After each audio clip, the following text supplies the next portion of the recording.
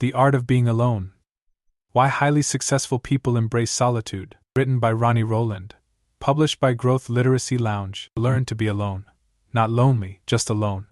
You'll discover the person you were meant to be. Jim Rohn. There's a quiet revolution happening, not in boardrooms, not on stages, but in quiet rooms behind closed doors. The most successful people you admire, the ones whose clarity and creativity seem otherworldly, all share one overlooked habit: they spend time alone on purpose. In a culture obsessed with connection, with constant communication and curated lives lived online, solitude feels like an anomaly.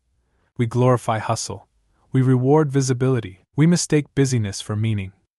And somewhere in that noise we lose the one person who could change everything: ourselves. This book isn't about loneliness. It's not about running from the world.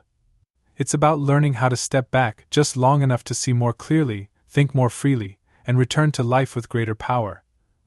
It's about understanding that solitude isn't a void, it's a vessel. A place where insight forms, where your thoughts can breathe, and where your inner compass can be recalibrated. You don't need to move to a cabin or escape your life. What you need is a shift in mindset, a reimagining of what being alone means and what it can do for you. Because when used intentionally, solitude becomes a superpower. It's where strategy meets soul. It's where distraction drops away and depth rises up. In the pages ahead, you'll see how the world's most remarkable minds, from artists to entrepreneurs, carved out time to be alone not despite their success, but because of it. You'll explore the science behind solitude, the rituals that make it sustainable, and the ways you can integrate it into your own daily life, no matter how full that life may be. This isn't just a book to read. It's an experience to enter, a practice to explore, and a permission slip to return to a part of yourself you may have neglected for far too long. Let's begin, not by adding more, but by choosing less. Less noise, less distraction, less pretending, more you. Chapter 1. The Billionaire's Cabin. Bill Gates disappears twice a year. No press, no public appearances, no Zoom calls. Just a modest cabin in the woods, a stack of books, and complete isolation. No family, no phone, no Wi-Fi. For 7 days it's just him and his thoughts. He calls them think weeks. At first glance, this might seem like a luxury, something only a billionaire could afford. But look deeper and you'll see a deliberate pattern shared by some of the world's most successful people. They create solitude on purpose. Not as an escape, but as a strategy. We live in a world that rewards constant connection. Emails demand replies within minutes. Social media blinks for our attention like a needy child. Even when we're alone, we're not really alone. We're in group chats, timelines, inboxes, feeds. The silence we used to experience by default has become something we now have to fight for. And most people don't. But Gates does. So did Steve Jobs. So does Oprah. So did Maya Angelou, who rented a bare-bones hotel room just to write. No TV, no distractions, not even pictures on the walls. Why? Because these individuals knew something most people overlook. Our best ideas don't arrive when we're busy. They come in the stillness, when the noise fades, and we're left with nothing but ourselves. The first time you try to sit alone, really alone, it might feel uncomfortable. Maybe even scary. Your hand twitches toward your phone, or your brain scrambles for a task. Anything to avoid the quiet. But that discomfort? That's the good stuff. That's the moment when your brain starts clearing the fog and revealing what's underneath. Most of us run from that space. We tell ourselves we're being productive, that we're staying informed, that we're multitasking like champions. But what we're really doing is avoiding reflection, avoiding self-confrontation, avoiding the harder, slower, deeper work of thinking. Think about it. When was the last time you had a truly original thought while scrolling through your phone? When was the last time you made a life-changing decision in the middle of a group chat? The breakthroughs, the clarity, the insights, they don't come from more noise. They come when we disconnect from everything out there so we can reconnect with what's in here. You don't need a cabin in the woods to experience this. You just need intention.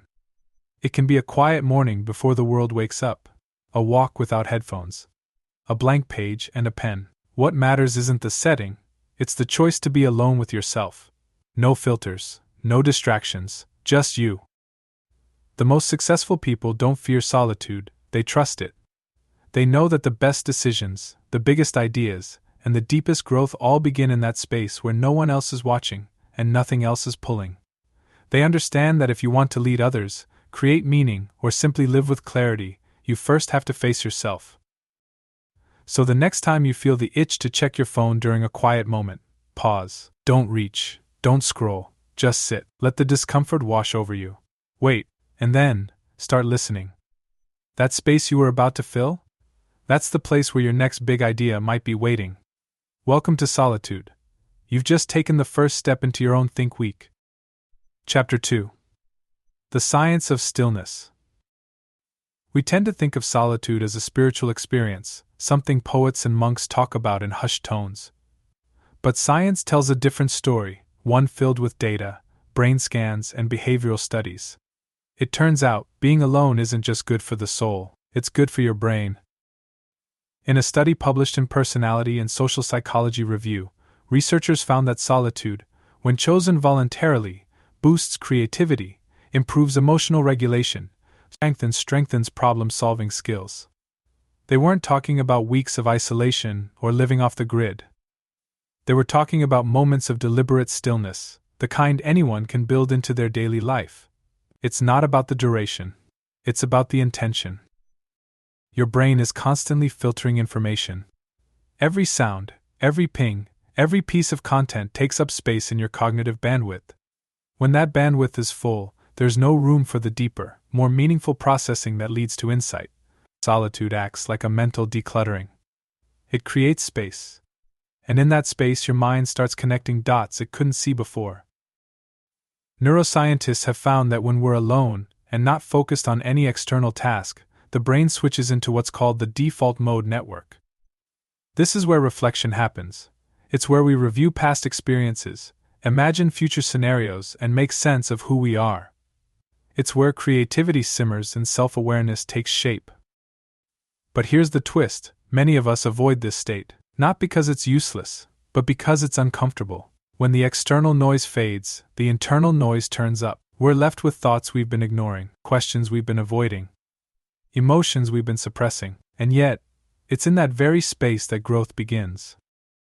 A study from the University at Buffalo found something powerful. People who choose to spend time alone actually grow more.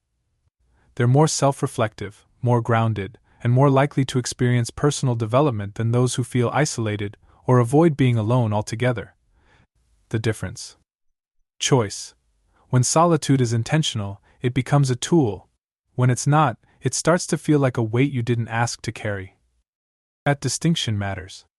Solitude isn't about cutting people off. It's not about hiding from the world.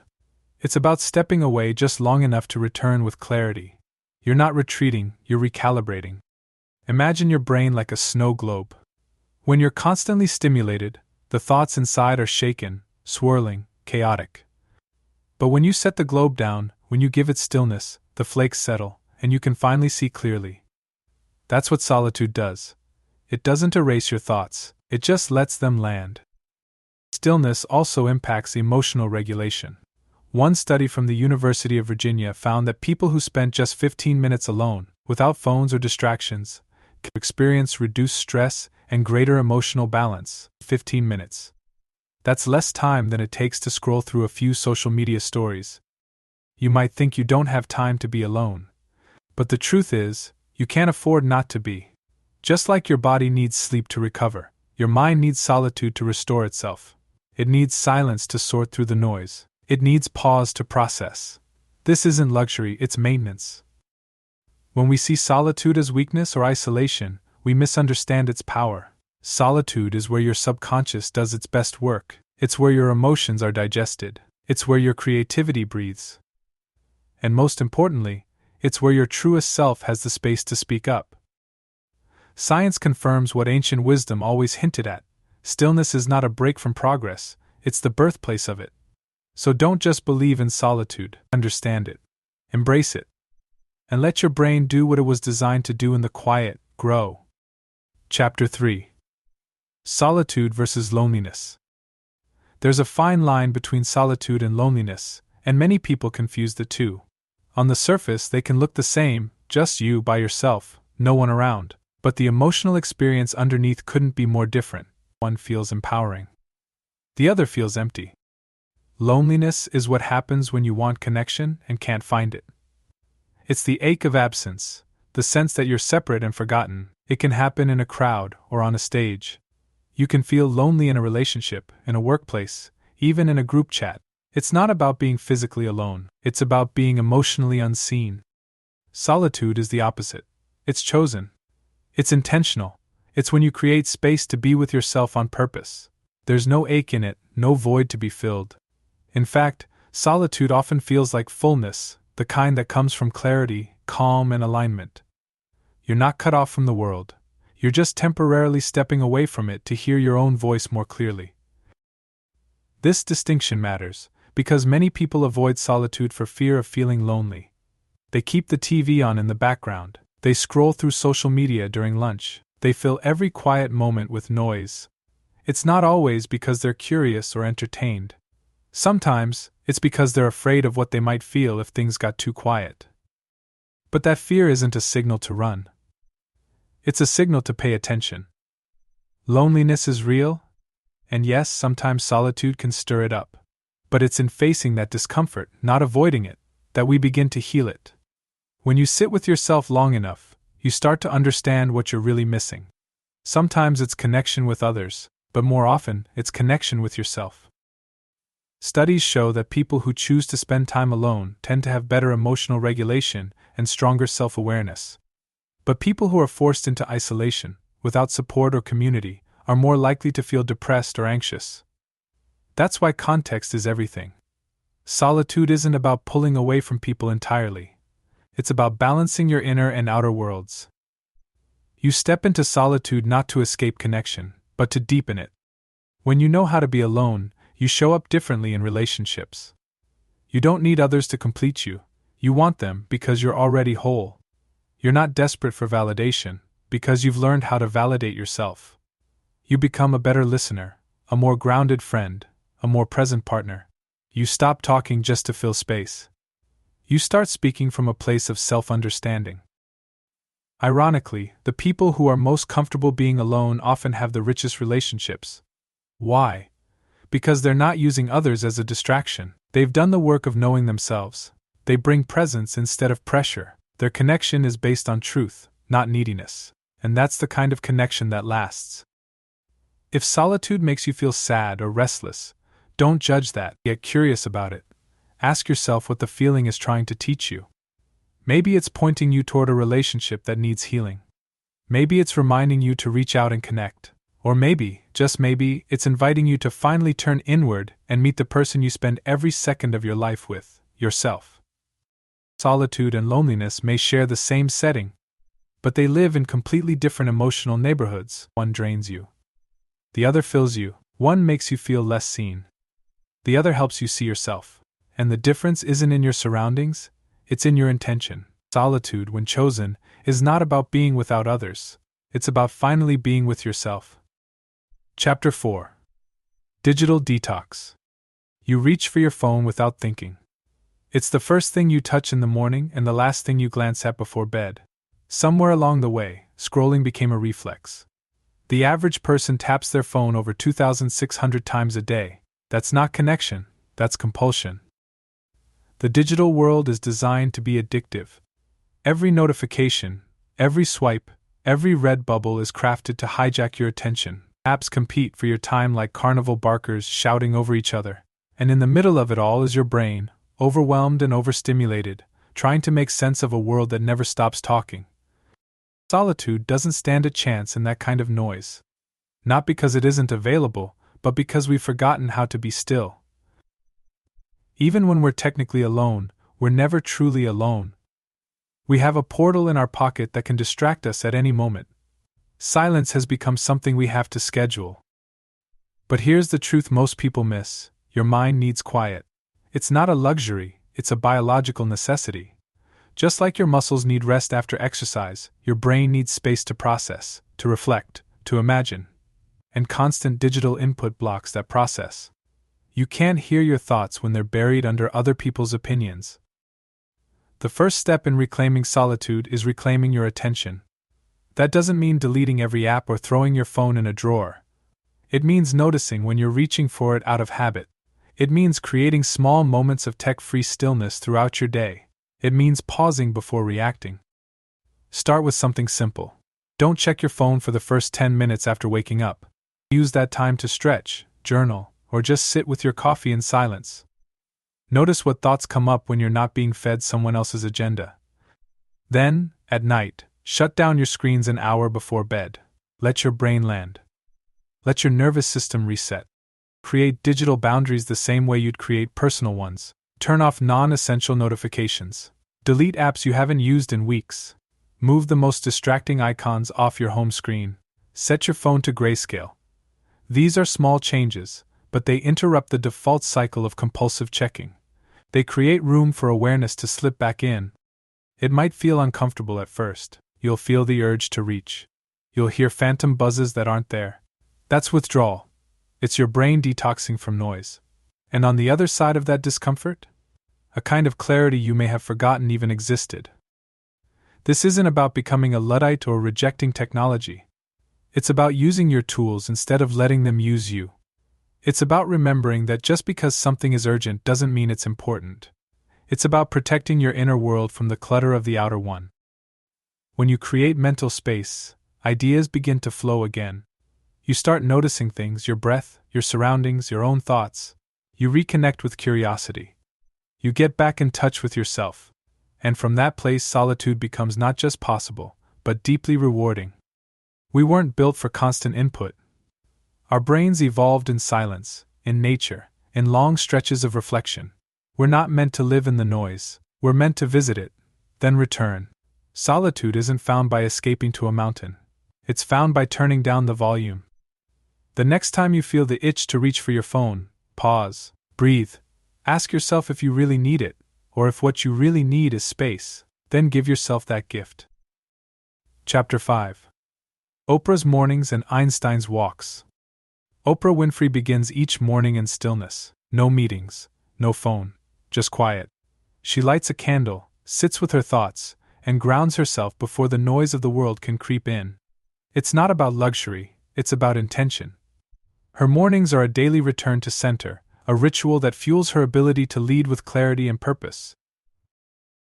Einstein did something similar, but his practice wasn't sitting still, it was walking. He'd stroll for hours, sometimes aimlessly, allowing his mind to roam as freely as his feet. These walks weren't breaks from thinking. They were the setting for it. He once said, "I walk to think. I walk to escape." It was on these walks that he often unraveled the knots of ideas that later became breakthroughs. Great minds don't just stumble into solitude, they schedule it. They create rituals around it. And those rituals become sacred spaces where thought deepens, distractions dissolve, and creativity flows. Whether it's Maya Angelou renting a bare hotel room to write, or Steve Jobs walking barefoot through an orchard, these stories reveal something vital. Solitude isn't a luxury for the gifted, it's a tool they all use to become who they are. There's a pattern here. The world's most impactful people don't wait for silence, they carve it out. They protect it. They understand that if they don't claim that space, something else will. Emails, headlines, meetings, the relentless pull of other people's agendas. They don't leave their focus to chance. You might be thinking, that sounds great, but I'm not Oprah. I don't have hours to myself each morning. Fair. But solitude doesn't have to be grand to be powerful. It doesn't require a mountain cabin or a Nobel Prize. It just needs your attention. A ritual of stillness can be as simple as 5 minutes on the porch with your coffee, or a walk without your phone, or journaling for 10 minutes before bed. The power is in the repetition.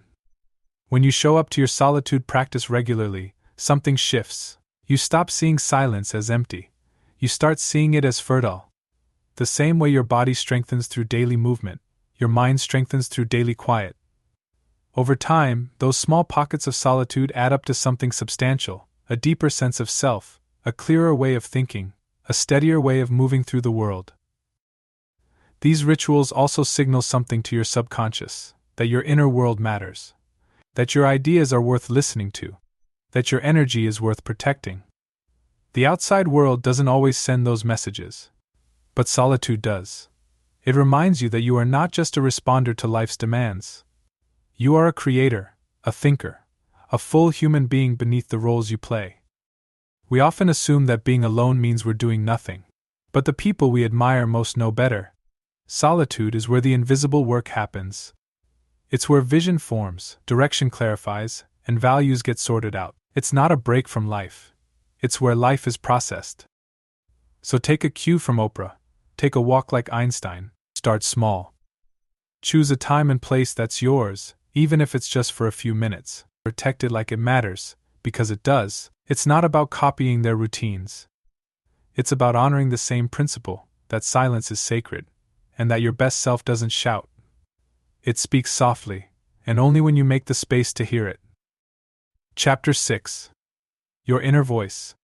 There's a voice inside you that's gone quiet. It didn't disappear, it just got crowded out.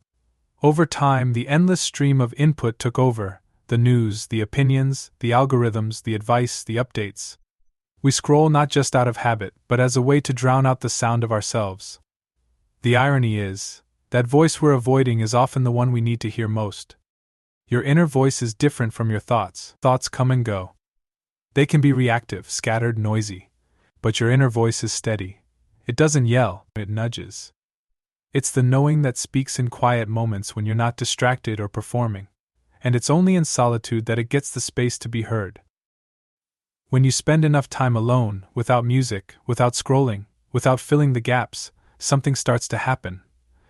At first it's uncomfortable. You reach for distractions like a reflex. But if you stay with it, you begin to notice what's underneath the surface noise. Old memories bubble up. Incomplete thoughts reappear. Questions you didn't know you had start to form. This is your inner voice waking up. It may not speak in full sentences. It might feel more like a sense, a tension, a quiet truth you already knew but hadn't acknowledged. It could be a realization about your job, a nudge to reach out to someone, a subtle tug towards something you've been putting off. The content doesn't always feel groundbreaking, but the clarity does.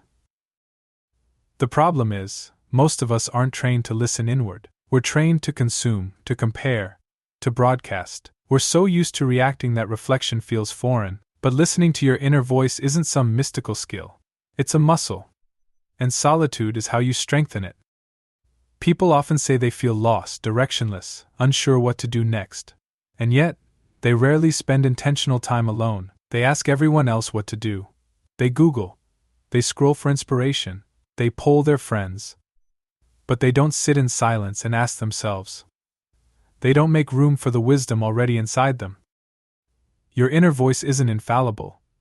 It can be clouded by fear or conditioning.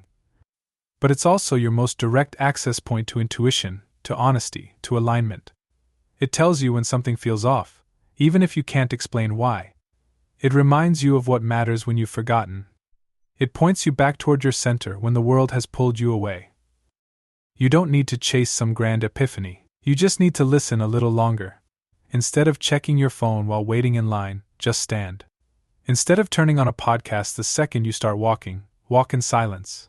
Instead of filling every quiet moment, leave some space. At first you'll feel the urge to escape. That's normal. Stay anyway. Let the thoughts pass. Let the awkwardness pass. And underneath it all, that quiet, steady voice will begin to speak. Not always clearly. Not always comfortably. But honestly, and with time, you'll learn to trust it. The world will always offer noise. It will always give you something to react to, something to consume, something to chase. But solitude gives you the space to come home to yourself, to hear your own truth, and to make decisions from the inside out instead of the outside in. Your inner voice isn't gone. It's waiting. Not for you to find it, but for you to make the space to hear it. In the silence, it returns, and when it does, it changes everything. Chapter 7. The Discomfort Cure. There's a moment in solitude when you'll want to quit. You'll feel restless. You'll stare at the wall, check the time, check your phone, and wonder why you're doing this at all. You might even feel bored, anxious, or slightly irritated. That's the moment you need to stay. We've been conditioned to believe that discomfort is a problem to solve, not a signal to explore. The second we feel uneasy, we look for a way out, a distraction, a task, a screen, something to numb the feeling or mask it with movement. But that moment, the one where you want to reach for anything but yourself, is actually the threshold, and on the other side of it is something powerful. Solitude isn't always peaceful. It's not always inspiring or beautiful. Sometimes, it's downright uncomfortable, but that discomfort is part of the process. It's the mind stretching after years of being crammed into the tight confines of nonstop input. It's your inner world recalibrating, shaking loose all the thoughts, emotions, and realizations that haven't had space to land. Think about the last time you were truly bored. Not just nothing good on TV bored, but bored in the deeper sense. The kind where you're stuck in your own head with nowhere to go. What happened after that? If you stayed with it long enough, your brain probably started doing something interesting. You started daydreaming. You remembered something you hadn't thought about in years. You worked through a problem without realizing it. Boredom is a doorway. And yet, we slam it shut at every opportunity. We fill the silence before it can speak. But high performers, creatives, and deep thinkers know that discomfort isn't the enemy. It's the beginning. It's the price of admission to deeper clarity and insight. In solitude, you will encounter yourself. Not the curated version you present online, or the productive version you show at work.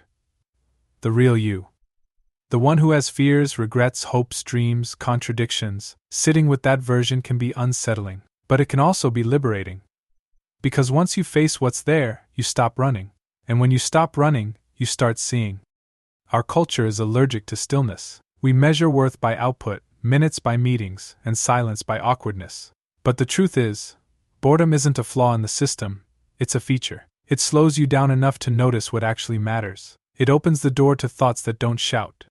It gives rise to original ideas, the kind that can't be forced into a schedule or downloaded from a feed.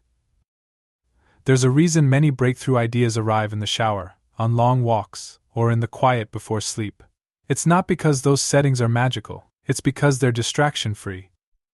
Your mind has the room to wander, to connect dots, to surface the insights buried under the noise. If you can resist the urge to escape boredom, you'll find that it transforms. It turns from agitation to curiosity, from restlessness to reflection. And in that shift, the mind becomes fertile ground for creativity and clarity. So when solitude starts to feel itchy, don't panic, don't abandon it. Stay. Sit through the awkwardness. Breathe through the boredom. Let the silence settle in. That discomfort isn't a dead end. It's a signal that something new is trying to emerge. You don't need to force an epiphany. You just need to stay long enough for your mind to unfold. That's where the breakthroughs live, not in the noise, but in the pause after it. Chapter 8. How Solitude Rewires Your Brain. Solitude doesn't just feel different, it changes you on a neurological level. When you spend intentional time alone, your brain doesn't power down. It powers up in a different way. The mental gears that usually grind in response to noise, demands, and external input begin to slow, and a deeper form of thinking takes over. One of the most fascinating discoveries in neuroscience is the default mode network, a set of brain regions that activate when you're not focused on a task. It lights up when you're daydreaming, recalling memories, imagining the future, or simply resting in thought. This network is most active when you're alone and undistracted, precisely the kind of setting solitude creates. We used to assume that doing nothing meant your brain was idling. But in solitude, your mind is doing some of its most important work. It's sorting through emotions, integrating experiences, and making connections between ideas that seemed unrelated. That's where insight happens, not in the chaos of multitasking, but in the quiet synthesis that only solitude allows. The more time you spend in this reflective state, the stronger those neural pathways become. It's like building a mental muscle. Just as repetition strengthens your physical body, deliberate solitude strengthens your ability to think creatively, regulate emotions, and access intuition. It's not just calming, it's constructive. Research from the University of Illinois found that people who embrace solitude tend to be better at regulating their emotions. They're less reactive and more responsive. They don't get pulled into drama as easily. That's because solitude gives you the space to feel without immediately acting. You get to sit with an emotion, name it, understand it, and choose how to respond rather than react on impulse. There's also growing evidence that solitude improves empathy. That might seem counterintuitive. How does being alone help you connect with others? But when you take the time to understand your own emotions, you become better at recognizing those emotions in others. You learn to listen more deeply, to show up with less ego and more presence. Solitude isn't just self-awareness, it's a foundation for relational awareness. Even creativity gets a boost. A study published in Academy of Management journal found that employees who spent time in solitude were more likely to generate original ideas. Without the pressure to conform to group norms or think like everyone else, the brain is freer to wander into unexplored territory. You begin to tap into thoughts that are truly your own. But here's the catch. This rewiring doesn't happen passively. It requires space, repetition, and patience. You can't expect to sit in silence once and have your brain reprogram itself. Just like any habit, the benefits of solitude compound over time. The more consistently you practice it, the deeper the changes go. Solitude also sharpens focus. In a world where attention is constantly under siege, time alone acts like a mental cleanse. It helps reset your ability to concentrate, prioritize, and stay with a thought long enough to see it through. You stop reacting to every ping and start responding to what actually matters. The brain thrives on rhythm. If you can create a daily rhythm of even short pockets of solitude, 5, 10, 20 minutes, you begin to build a new mental baseline, one that's not wired for constant noise, but grounded in calm clarity. Over time, you don't just think differently, you feel different, more clear, more calm, more you. Solitude isn't just a break from the world. It's how your brain comes alive on its own terms. Let it rewire you. Let it lead you back to the clarity that's already inside. Chapter 9. Reconnecting through solitude. Solitude has a surprising side effect. It brings you closer to others. That might sound backward at first. After all, being alone seems like the opposite of being connected. But when you create space for yourself, something subtle happens. You begin to return to your relationships with more presence, more patience, and more clarity. Solitude doesn't isolate you. It prepares you to connect from a deeper, more grounded place. When you're constantly surrounded by people, messages, and responsibilities, it's easy to lose track of your own emotional landscape. You start reacting instead of responding. You speak without thinking. You show up without fully being there. Over time, this drains your relationships. You can't offer depth when you're operating from the surface. Solitude allows you to step out of the current and catch your breath. In that pause, you get to see things more clearly, not just about yourself but about the people around you. You remember what matters. You notice patterns, you hear your own truth, and as a result, you become better at recognizing others. Solitude tunes your inner ear, and that makes you a better listener in every room you walk into. There's a kind of emotional noise we carry when we're overstimulated. Small irritations become big reactions. Misunderstandings turn into arguments. We get short with people we care about and don't realize why. Most of the time, we're not mad at them, we're just uncentered. Solitude helps clear that static. It helps you reconnect with your own emotions so you can show up with less projection and more authenticity. Think about someone you love spending time with. Chances are, what makes them feel safe to you isn't just what they say, it's how they show up, calm, attentive, steady. That's what solitude builds in you. It gives you the ability to hold space for someone else without needing to fill it with your own noise. You don't just become a better version of yourself, you become a better partner, friend, parent, or leader.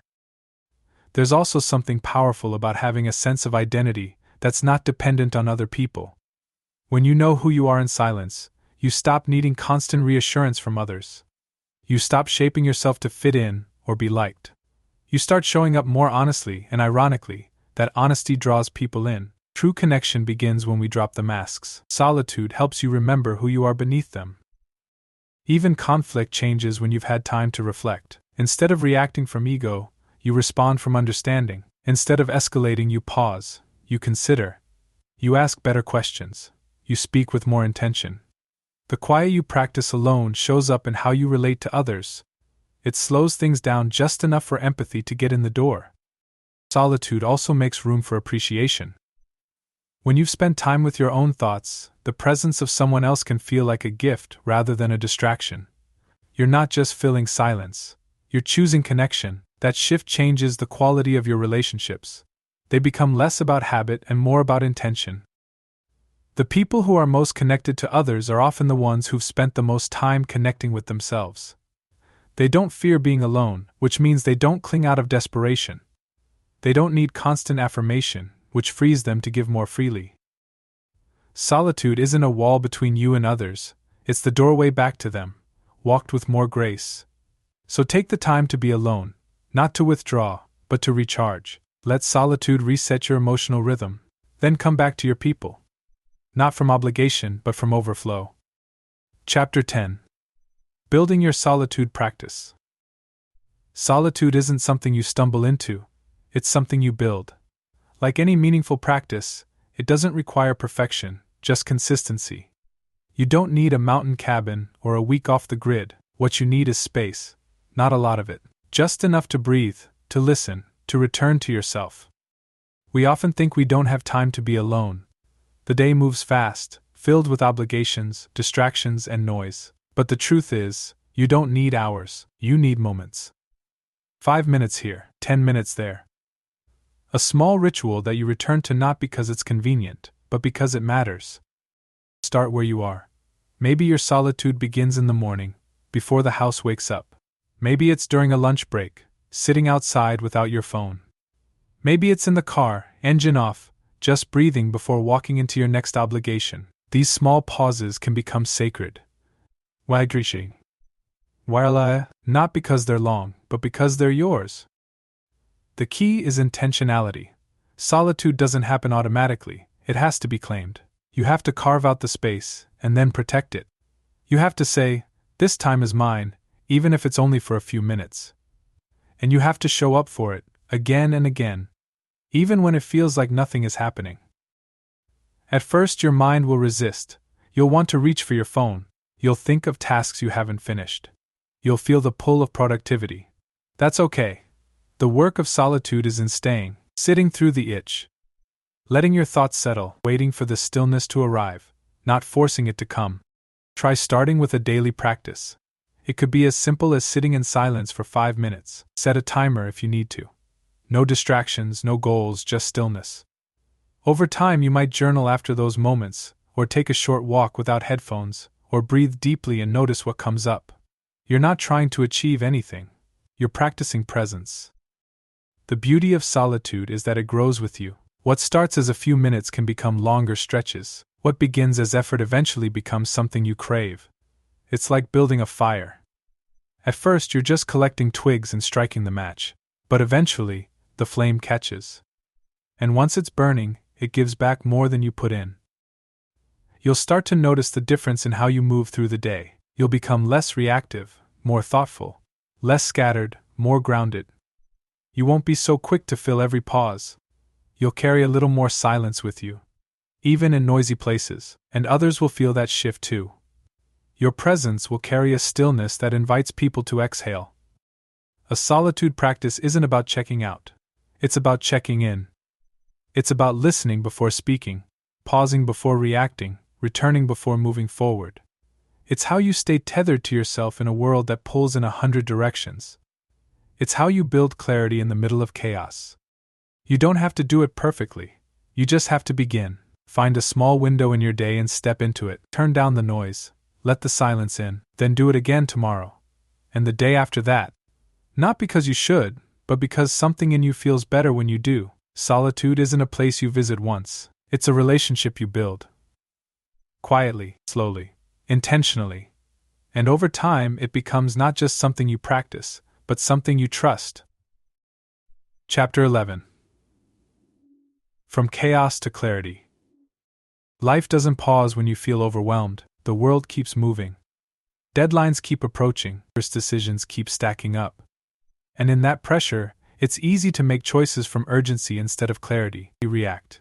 You default. You do what seems easiest or most expected. But those are often the decisions you question later. That's why solitude matters. It gives you a pause that the world won't give you on its own. We're trained to solve problems quickly, to gather opinions, Weigh the options, take action. But some of the most important decisions aren't solved by logic alone. They're solved by listening, deeply, patiently, honestly. And that kind of listening doesn't happen in a rush. Pan mano. L'encaminio p. It happens in quiet. When you step away from the noise, something shifts. The urgency loosens its grip. The opinions of others start to fade. And what's left is you, just you, and the truth you've been circling around. Solitude gives you room to feel your way through complexity. It lets you hear the difference between fear and intuition, between habit and desire, between what looks good and what feels right. Not every decision has a clear answer. But solitude doesn't promise certainty, it offers perspective. It creates space for you to sort through what you know, what you feel, and what you're afraid to admit. It lets the emotional dust settle so the real shape of the choice can emerge. Sometimes you already know the answer, you just haven't slowed down long enough to face it. Solitude makes you honest. It strips away performance and pretense. You don't have to defend your reasoning or explain your thoughts. You just get to sit with them, quietly, until they make sense, or until you're brave enough to admit they already did. There's power in stepping back before stepping forward, in giving yourself permission not to rush. You might think you're wasting time by pausing. But what you're really doing is saving it, avoiding the backtracking, the second-guessing, the consequences of choices made in chaos. Some of the world's greatest minds solved problems by stepping away from them. They went for walks. They sat in silence. They created space not just to think, but to see. That space is where insight happens.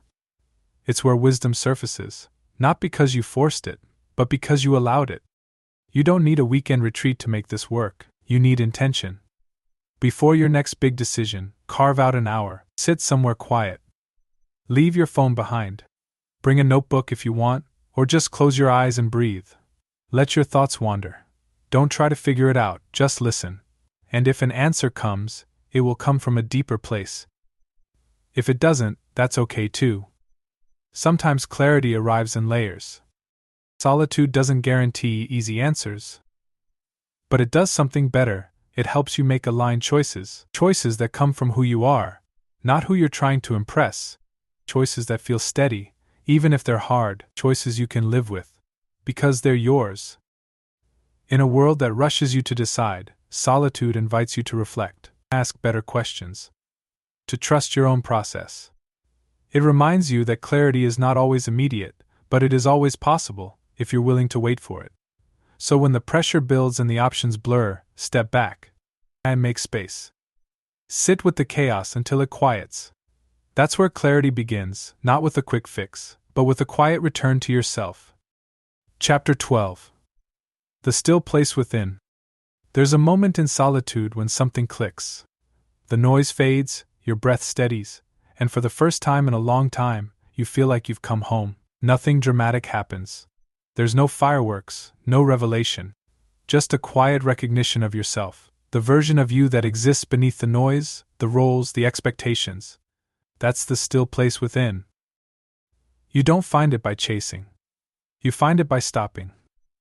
You don't force your way there. You arrive by listening, by letting go, by staying with the silence long enough to feel its shape. At first it feels like nothing, but then it becomes everything. It's the part of you that doesn't need validation to exist. The part that knows who you are, even when the world forgets. Throughout this journey, we've explored what solitude really is. Not loneliness, not withdrawal, but a deliberate return to yourself. We've looked at the science, the stories, the rituals of those who use solitude not as an escape, but as fuel.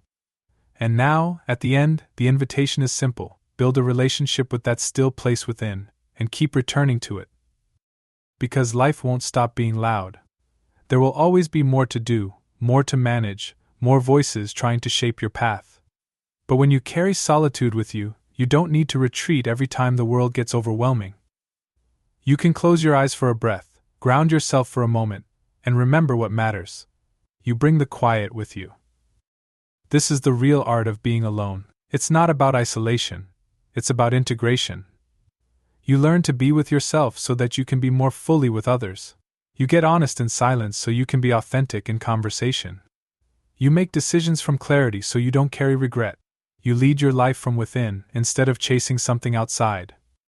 And you don't have to do it perfectly. Solitude isn't a test you pass. It's a practice you return to. Some days it'll feel easy. Some days it'll feel impossible. That's okay. What matters is that you keep choosing it. Even when it's uncomfortable. Even when it feels like nothing is happening. Because something always is. Every time you sit in stillness, you're rewiring. You're listening more deeply. You're reminding yourself that your worth doesn't depend on your busyness. That your clarity doesn't come from consumption. That your peace isn't something the world can give or take away. It's something you grow, breath by breath, in the quiet. You are not empty when you are alone. You are full of thought, of potential, of presence. You are not lost when you step away. You are finding your way back. Solitude doesn't make you less connected. It makes you more available, to yourself, to others, to life. So take this with you. The silence, the space, the practice. Let solitude be your reset, your compass, your sanctuary. Let it be the place where your best ideas are born, where your hardest questions soften, where your next chapter begins. Let it be the rhythm underneath the rush. And when the world gets loud again, as it always will, remember that you don't have to match its volume. You can return. To your breath. To your thoughts. To the still place within. It will always be there, and now so will you. Take care and be well.